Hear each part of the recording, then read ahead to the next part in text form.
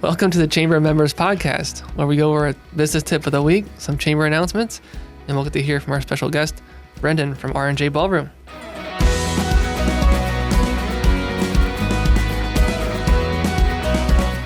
First, a shout out to our sponsor, USA Benefits Group. If you're looking for health insurance for yourself or your company, reach out to USA Benefits Group and they'll find a carrier that's right for you. Up next is our business tip of the week, brought to you by SBS Consulting Systems. Hi, everyone. Sean Hetrick, SBS Consulting Systems.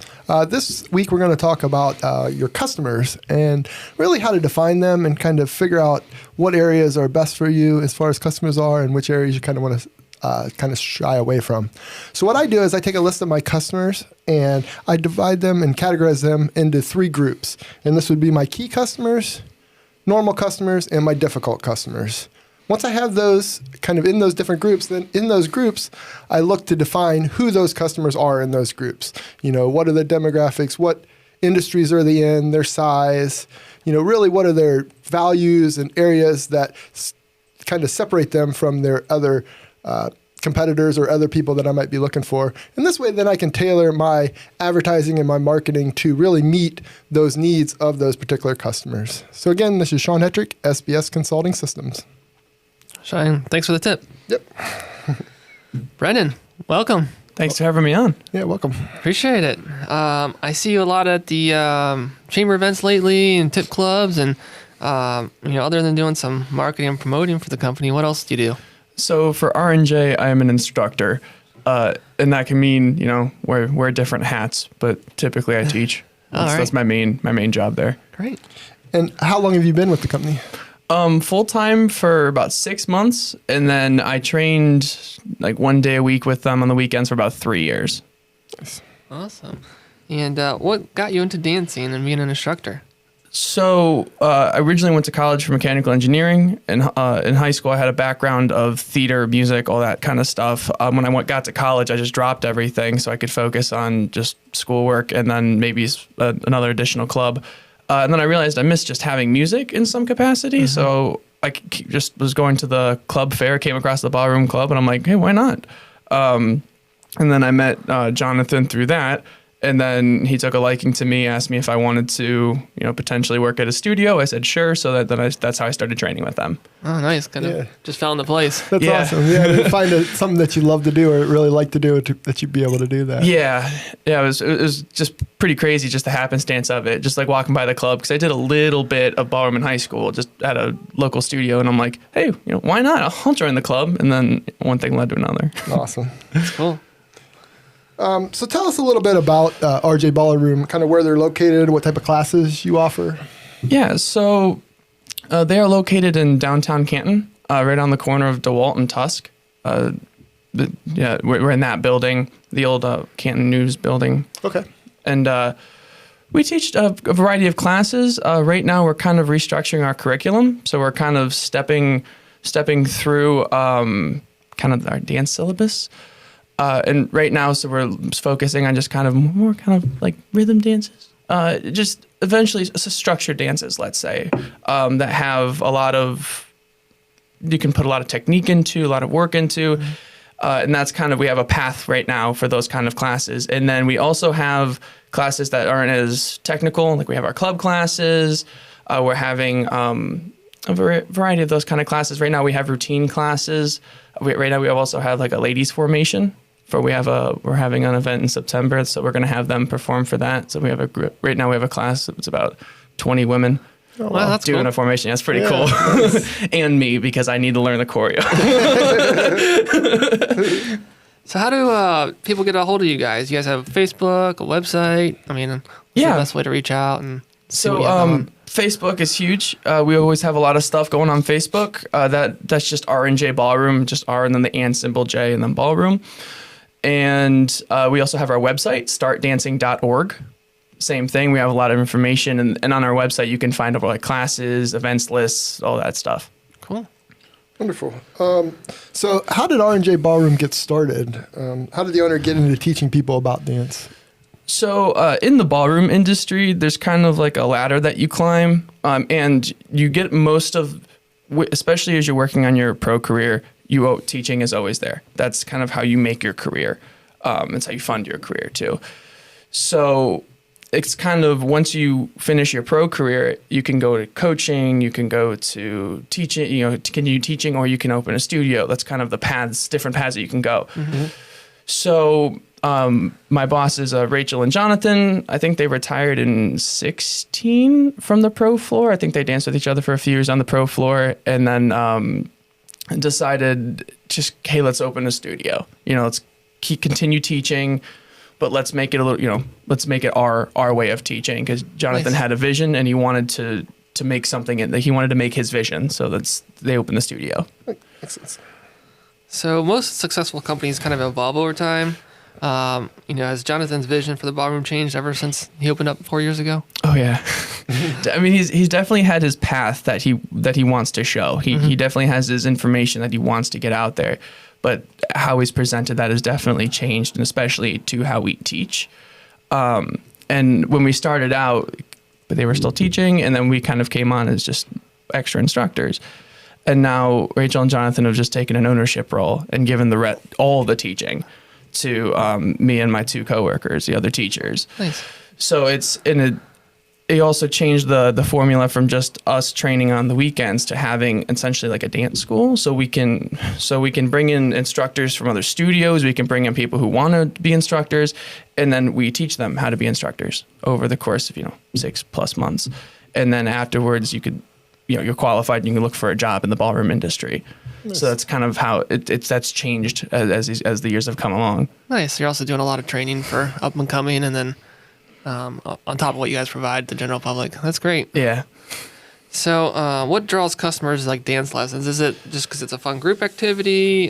People trying to get ready for like a formal party or a wedding, or like try to show off for New Year's Eve, or I mean, honestly, it's a mix of everything. We get a lot of wedding couples, a lot of dance, like wedding dances. A lot of people too, just wanting to be able to feel comfortable going out and dancing and having a good time. Date night is a big thing. And, I see a lot of people who just kind of stumble upon it and then start dancing. And then you see this, switch flip, and they're like, this is awesome. And this is so, so much to this. And you're like, oh yeah. Nice. So what keeps the clients coming back? The events, group lessons, A lot of it, I would say, is community. We build a really strong community among all of our students, and even people who don't regularly take lessons or take classes. They will come and join us for parties, for First Friday events, just to come out and still be part of the community, and that plays a big part into it. Mm-hmm. Other than that, it's a lot of times I see people just kind of on their own figure out that dancing is something that they can either be successful in or something they really enjoy. And once you kind of instill that, then they want to keep getting better. They want to keep improving. So they'll keep coming back for that. Nice. So I'm sure being an instructor, you get to meet a lot of interesting people and make a lot of friends, right? Can you share us a story about your favorite client or connection you made? Yeah. So it's funny. So, before I moved down here, I lived in Garrettsville, and I used to like when I was in high school, like play against Garrettsville or run against Garrettsville.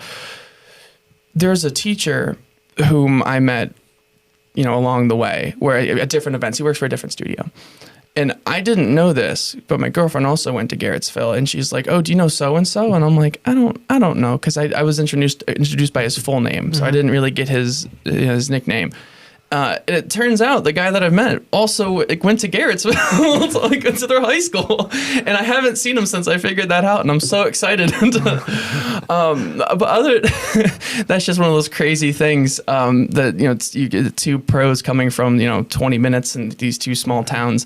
Other than that, nothing really stands out because I find myself making a lot of really strong connections with a lot of people from the studio, whether it just like I had my current dance partner, her and I have gotten to be really good friends through the last few months we've been working together. I've made a lot of other really good friends through the ballroom. So just a lot of people I tend to just get really close with just from that experience. It's awesome. It feels like dancing is like one of those kind of bonding kind of events. Oh, definitely. Yeah, for sure. You got to get out of your shell a little bit sometimes. And it's just like, okay, I'm comfortable, get distracted by Brendan and everything. In a way too, as my boss always puts it, especially those who take it very serious. In a way, it is almost like it's like a therapy thing, in its own way. Or because you have to keep. It's like I always think working through strife. You're always working. You're always struggling, and especially like when I was running, I always loved having a buddy because we're both dying together. Yeah. And same thing with dance. Like you have someone who can guide you through all of this, all of this work that you're putting in, and that.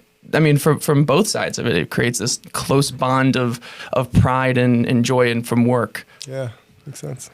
So, you guys always seem to have something going on. I see stuff on Facebook all the time. You guys are always talking about it at Tip Club. Is there anything happening in August or anything that happens like monthly that people should know about? Yeah, so every month we have our First Friday class. So from every First Friday from 6:30 to 7, we have a free class. And then we have a party from 7 to 8 to follow, and that's $10 for the admission to the party. But the class is always going to be free. And then we have 2 events coming up in August. We have our night out on the town on the 12th. And that is where we meet at the studio. We have a few drinks, we dance around, and then we go out to eat. And then we end up dancing down at Melange downtown. Oh, that's cool. Yeah, that's always a really fun event. We've had a few this summer, and the Get to show off your skills a little bit. Yeah, right? in the wild. Yeah, in the wild. and then this August one's gonna be the last one for summer. And then the other event that we have a game night the following week on the 19th, and that's gonna be from 6 to 8. And from what I've heard, it's gonna be a euchre tournament again. Oh, wow. But I'm not gonna confirm that, so I'm just gonna say game night. More information to come. Yeah. See the website. So, Brendan, thanks for coming on the show today and kind of letting us know a little about yourself and a little bit about the ballroom and how people can, reach you guys. Yeah, definitely. Thanks for having me. Before we wrap it up, I always like to, see, we're really interconnected in the chamber and promoting each other. Is there any shout outs you want to give to other fellow chamber members? Yeah, I want to give one to Roman and then Jenny, because Roman, it's kind of because we're both the young guys. Yeah. And I didn't want to stereotypically say, oh, we're the young guys, let's bond. But that just kind of happened. We've gotten a little closer the last few months, and that's been really cool. And because I'm a young guy, and I'm still kind of new to all of this and networking and everything. And it was. I looked at everyone kind of as big and scary for a while. It's hard to get comfortable with, it's difficult to get comfortable because, everyone's very established. So Jenny was like the first one where I remember just like having like a conversation with where I could just be like, like it's just a normal conversation and not feeling nervous about. So definitely Jenny and Roman. Nice. So up next, our quick chamber announcements. Just like to talk to you about Tip Club, of course. Tip Club, just an hour meeting we do for breakfast or lunch about 5 times a week. And the chamber holds those every week. Ren, I know you've been going to Tip Clubs for the past 3 months or so, kind of getting the word out there in Mengelen. Can you share a little bit about your experience with that? Yeah. So originally I just wanted to get into networking in some capacity. And then I think Jonathan was like, hey, why don't you just start going to Tip Club? And I was like, okay, cool. Why not? The first one was obviously very scary, but it's been fun, and being able to give a 30-minute commercial, give a 30-second commercial. Sorry, giving a quick commercial, being able to just get up, talk, say your thing, and be done. And it's been helpful, and definitely just to being it's led to other networking opportunities as well, and going to other groups, and that's been really helpful. So it's just been a really cool experience to just see other people, and especially a lot of owners, and how they function and run their businesses, and how they how they function normally and operate. So it's really cool. Awesome. So just a quick rundown of the Tip Clubs. Tuesdays we got the lunch Tip Club, noon to 1 at the Buffalo Wild Wings off Dressel Road. Wednesdays, we have 2 of them. First one's at 8 a.m. at Samantha's Restaurant off of Market Avenue in North Canton. And then that second one, Wednesday, is at noon, and that's at the Winkle and Lizard off of Fulton Road. On Thursdays, we got a breakfast at the Bueller's in Jackson from 8 to 9. And then our second one for Thursday is at La Pizzeria from noon to 1. So come on out, mingle, let us hear your story, and, build some relationships. And that's a wrap for episode 10 of the Chamber Members Podcast. Thanks for watching. We'll catch you next week. Thank you.